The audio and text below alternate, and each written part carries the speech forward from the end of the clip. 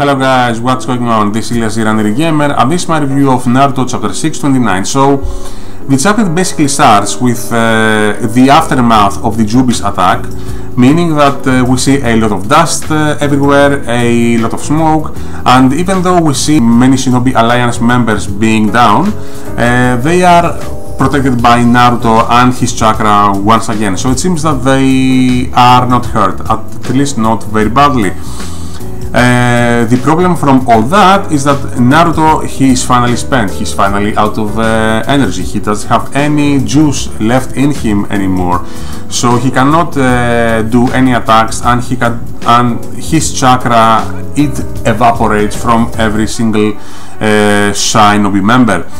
But despite all that, his comrades, they come and they form a line in front of him, and also Sakura, yes, Sakura, she comes out of nowhere and she is starting to healing his wounds. And I will have to say that it is about time, because this is actually the first useful thing that Sakura has done in a very long time now.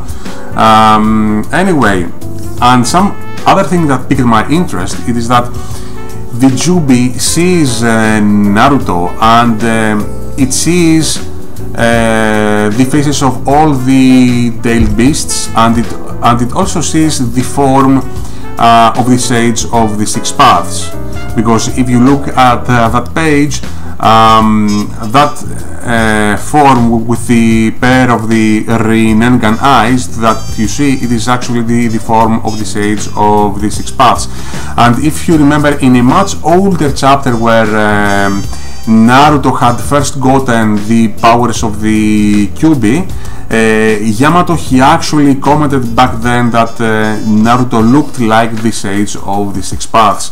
So I see that there is a kind of connection there, but Kishimoto, he didn't elaborate much on that, and he didn't give much explanation. My theory on it, though, it is that Naruto is probably the closest thing possible to the Sage of the Six Paths. I mean, that's what I think.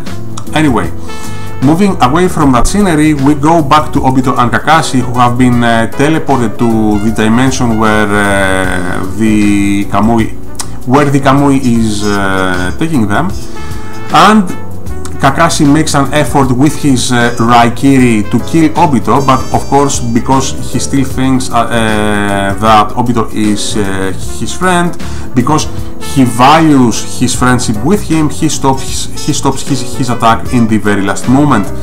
And he is starting to say to Obito that despite what he has done, he says that he still sees some good in him. He says that the words that Naruto keeps saying again and again, that about his dream, about becoming the Hokage, about not giving up, about wanting to fulfill his dreams and protect all those that are around him, he says that these are things that Obito has been saying in the past, when he was a kid also, and he is hoping that with that, by reminding that to Obito, he is hoping that he will somehow, I don't know, touch his feelings or touch his heart or something like this.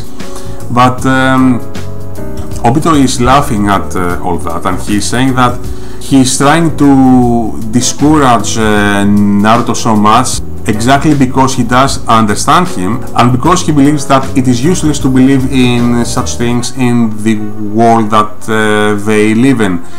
To be more elaborate about that, Obito said some things to Kakashi about Rin, and in this part we finally see how Rin died. And it seems that she was kidnapped, and she had the three tails implanted into her, meaning that, and even though Kakashi went there to rescue her, which he did, it seems that they knew about Kakashi, and they knew that he was going to rescue her, and they let him do that because they were waiting for Rin to go back to Konoha, and then they would unleash the three tails, and in its turn it would destroy Konoha. But Rin, she knew about all that, and she asked Kakashi to end her life, because it would be too much, you know, for Rin to go back to Konoha and let the Three Tails out and wreak havoc. But Kakashi said no, because I promised to Obito that I would protect you no matter what. But there were some enemy shinobi coming after them, and the moment where they were coming too close and Kakashi turned back to fight them, Rin went between Kakashi and one of the enemies. So she took Kakashi's strike that was meant for the enemy, she took it right into her heart, which means that she actually fulfilled her goal. She got herself killed, but in that way she protected her village, and she protected Kakashi also from further danger. And Kakashi, of course, didn't want for something like that to happen, okay? But the thing is that Obito, he knew about this whole thing. He knew how the situation had turned out, and he said that he really doesn't care about it.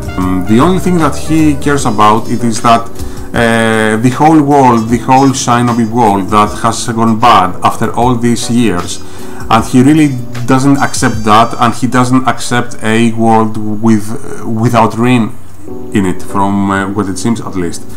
So what he wants to do, it is actually change the world so such things will never happen ever again.